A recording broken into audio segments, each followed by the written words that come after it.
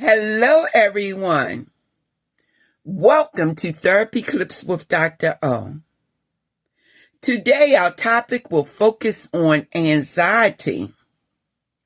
Now, remember, we are in the Cognitive Behavior Therapy Workbook.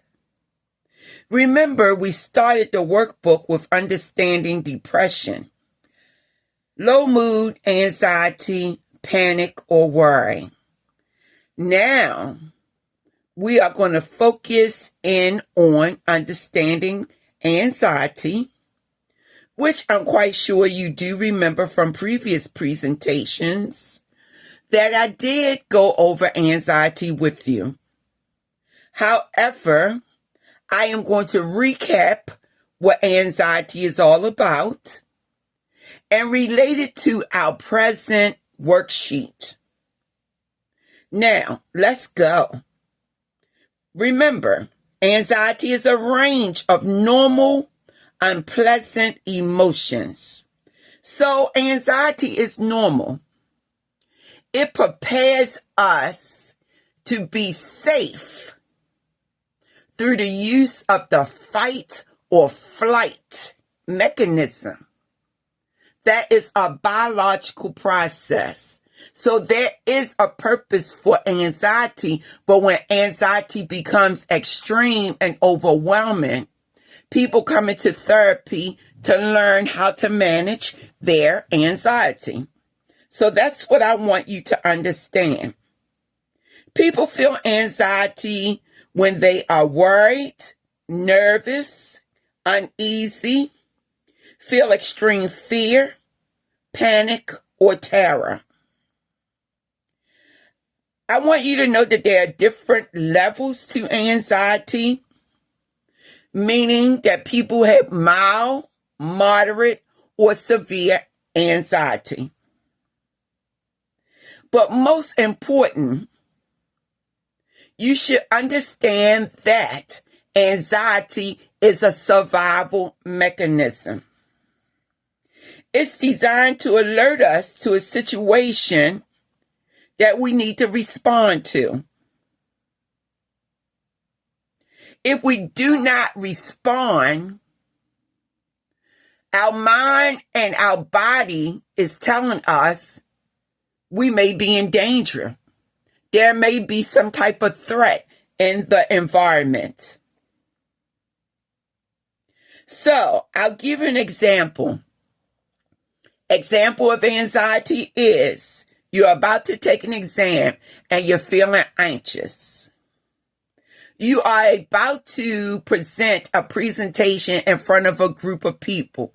You are feeling nervous. You are about to cross the street, but you hear a car alarm go off. It startles you and you jump back up on the curb. That is anxiety, but you are using what we call the fight or flight mechanism. So your body goes into a certain response as a result of hearing the car alarm that startled you. And it makes you flee the situation. That is the flight mechanism. You sense you're in danger, so you jump back up on the curb, and so you're fleeing the situation. Now, the fight part of the fight or flight mechanism is when you can't get away and you stand there and you fight yourself out of the situation. For example, somebody may walk up behind you, startle you, put their hands on your shoulder, and you turn around in preparation to fight, but you find out it's a friend of yours, and you stop yourself. Okay, so that is the fight or flight response. Now, we will revisit the physical symptoms of anxiety. Dizziness, breathlessness, tightness in the chest, The reason that you are experiencing this type of situation is so that you get more oxygen to reach your muscles in preparation to fight or to flee the situation. Heart pounding, palpitations. Your heart beats faster. Blood pressure is up to pump blood to the muscles. Visual disturbance. Your vision sharpens. Muscle tension, wobbly legs, shakiness. Your muscles are getting ready for action. Sweating more. This is to maintain effective body temperature as you're going through the fight or flight response. Tingling or numbness, pins and needles. This means that calcium in your body is being discharged because it's preparing you for action. Feeling sick, dry mouth, butterflies in the stomach, feelings of choking. Your blood is diverted to major muscles, so digestion and saliva production is reduced.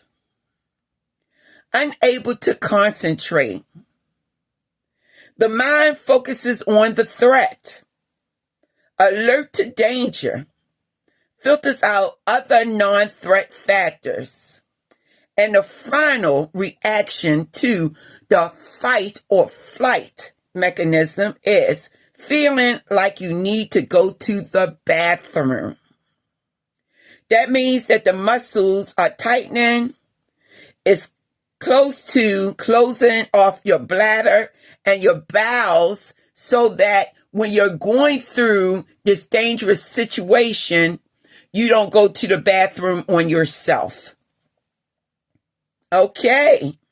So now you understand the physical symptoms that are associated with the fight or flight response. Now I am going to take you through some of the symptoms of anxiety to remind you what to look out for, so that if you have these type of experiences and they become so overwhelming and you can't control them, please talk to a therapist who will teach you how to manage the symptoms of anxiety. Here are the symptoms. Getting distracted. Insomnia. Sense of dread. That means feeling like something is about to happen, but you can't put your fingers on it. Short of breath. Irritability. Impatience. Headache. Restlessness. Excessive thirst. Muscle aches. Lethargic means that there's no energy.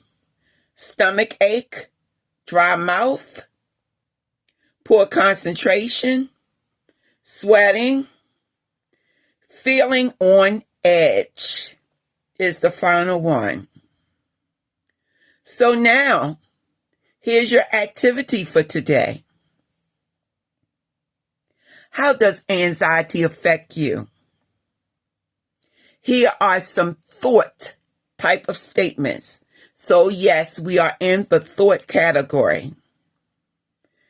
This is what you may be thinking. Something awful is going to happen. I will not be able to cope. What if I don't do it right? What will people think of me?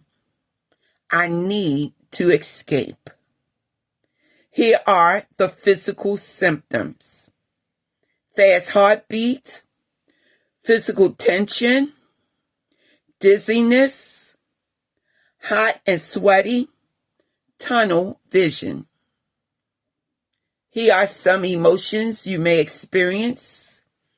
Feeling anxious, scared, nervous, irritable, depressed. And here are some of the behaviors that you may exude.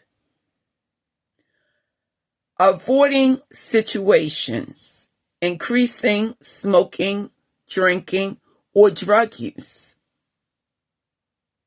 Having arguments. Talking or doing things faster. Under or overeating. Okay, everybody. We have gone through our worksheet for today. Please make sure that you do have your journal book. Please make sure that you are taking time to engage in the activities with me as I work with you to get through the worksheets. Remember, in order to keep symptoms under control, you must do the work. We do not wait until an episode occurs and then scramble around wondering what to do. We practice ahead of time, and we continue to practice because our mental health keeps us grounded in a positive or a negative direction. And of course, we want to be positive. We want to be going into the right direction. We don't want to experience anxiety symptoms or any other type of negative symptoms. So this is your favorite Dr. O, and I want you to understand that your mental health can improve, and therapy does work, but you have to work therapy. Take care, everybody.